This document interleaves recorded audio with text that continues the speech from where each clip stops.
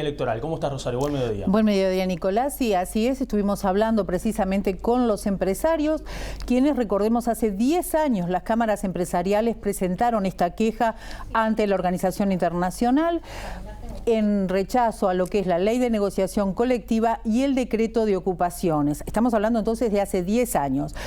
¿Qué señalan al día de hoy? Bueno, que el gobierno no ha atendido lo que ellos plantearon, que Uruguay queda mal parado frente a esta situación. Y hablamos con el presidente de la Cámara de Industrias, Gabriel Murara, quien aclaró que hablaba en nombre de todas las cámaras precisamente. Esto, a su entender, trae consecuencias negativas incluso de cara a próximas inversiones. Esto, según Murara, va a estar afectando o puede llegar afectando. Tal es el caso, y él mencionó, de la posible instalación de la segunda planta de UPM. Pero si te parece, Nicolás, vamos a escuchar lo que nos decía Murara. De alguna manera, lo UPM está enlentecido en parte por un tema similar a que evidentemente que si se hubiera modificado la ley de negociación colectiva, muchos puntos de lo que plantea UPM estarían corregidos. O sea que afecta inversiones estas que conocemos y otras que miran si el país cumple o no cumple los convenios. Es decir, se da una mala señal. No es buena señal que el país esté en eso. Y no es culpa no es responsabilidad de las cámaras que estemos en este tema, cuando el propio organismo ya lo ha ratificado, que lo tiene que corregir. Y bueno, Nicolás, Murara también dijo que ellos van a mantener firme la queja y que esperan que el gobierno revea esta postura, más allá de que estemos en un año meramente electoral. Claro, y desde la central sindical, ¿cuál es la posición de los trabajadores? Bueno, hablamos con Fernando Pereira, quien dijo que de algún modo la OIT accedió al chantaje de Brasil, de los empresarios, también dejando de lado fuera a Brasil y bueno, y dejando a Uruguay precisamente en esta lista negra. Vamos a escuchar lo que nos decía el presidente del PIT-CNT. Es una señal negativa.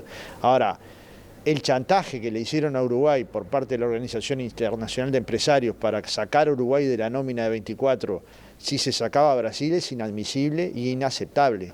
Es decir, Brasil es un país que anuló el Ministerio de Trabajo. No sé si nos damos cuenta de la dimensión que esto tendría para nuestro país, que construyó una reforma laboral en el gobierno de Temer horrible para los trabajadores, que tiene finalidades de ajuste económico en los salarios de los trabajadores brasileños, pero también de hacer desaparecer a los sindicatos. ¿Qué acciones va a llevar adelante el movimiento sindical? El movimiento sindical pelea, lucha.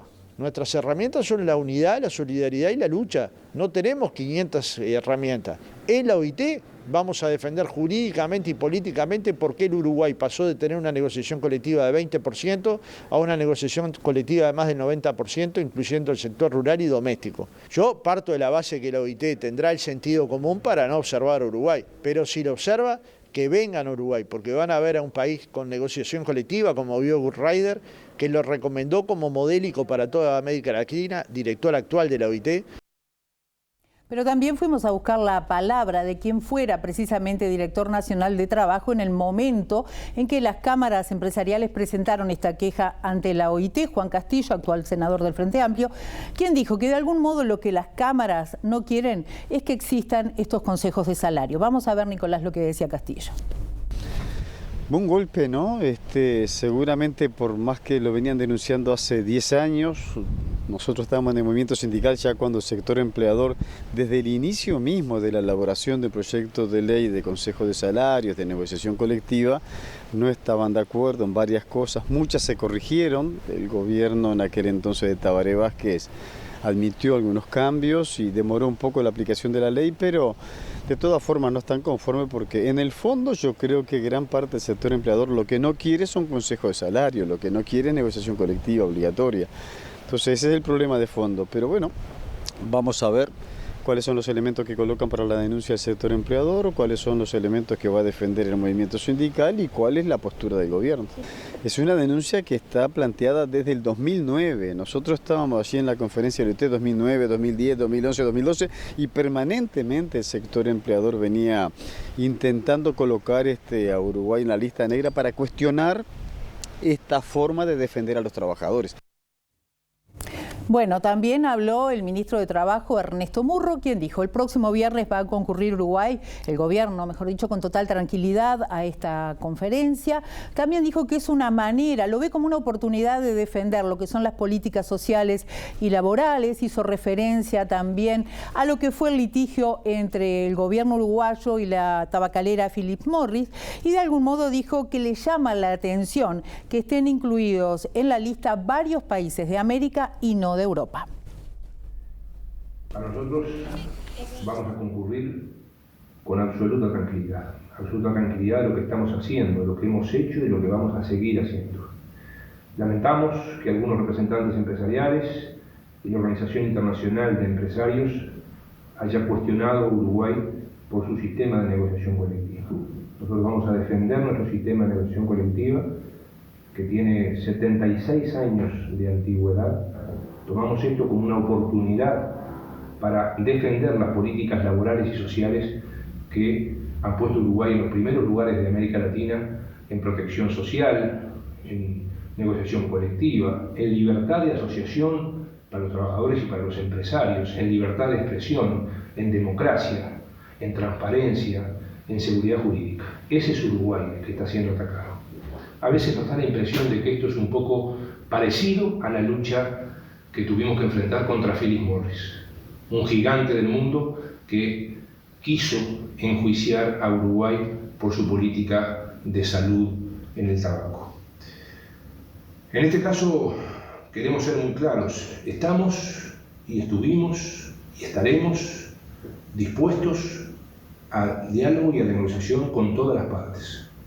Hemos hecho en estos años muchas propuestas que hemos hecho en 2015, por ejemplo, en 2016, en 2017, en 2018, propuestas que hablaban de modificaciones a la ley de negociación colectiva, atendiendo planteos del empresariado y atendiendo planteos de la OIT, y también que encaraban la situación de las ocupaciones y los piquetes. Lamentablemente, desde julio del 2017, esas propuestas que hicimos en el gobierno han sido rechazadas por el sector empresarial, por algunas cámaras empresariales.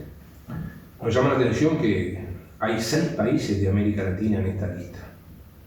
Nos llama la atención esos países de América Latina son una gran proporción en relación a los países. Sin embargo, hay otras regiones del mundo que no están, por ejemplo, lo que es la propia Europa.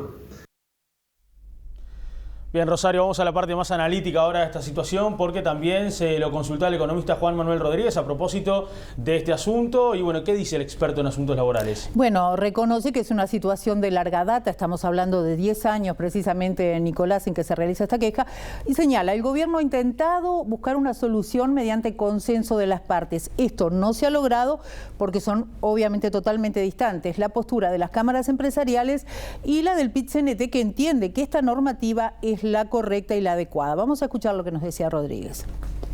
Si estas posiciones no cambian, aparentemente hay un punto muerto y seguramente Uruguay, cada vez que los empresarios lo decidan, seguramente estará en la lista negra de la OIT. Bueno, Rodríguez también nos decía que esta resolución de la OIT no tiene ningún poder sancionatorio, es decir, nuestro país no va a recibir ningún tipo de sanción debido a esta resolución. La OIT lo incluye en la lista negra, significa que no se respetan los derechos de las partes, en este caso de los empresarios. En la gran mayoría de los casos en el mundo, quienes hacen esta denuncia son los trabajadores. Entonces tiene un valor mucho más ético, moral o, digamos, de percepción de un organismo internacional que es tripartito. Estas recomendaciones de la OIT son aceptadas por las 3 partes de la OIT. Esto es lo que le da mucha fuerza, ¿no? Pero operativamente no implica nada. Bien, para algunos el hecho de formar parte de esta lista negra tiene otra connotación, como por ejemplo en el caso de los empresarios que dicen que bueno, es un foco de atención para los propios inversores y que da de algún modo que el país no tiene ciertas certezas jurídicas, Nicolás. Muy bien, Rosario, completo panorama e informe sobre esta situación. Una noticia que seguramente va a tener muchas repercusiones políticas, además por el momento que se está viviendo, se está atravesando en medio de una campaña electoral de cara a las próximas internas. Gracias por ahora.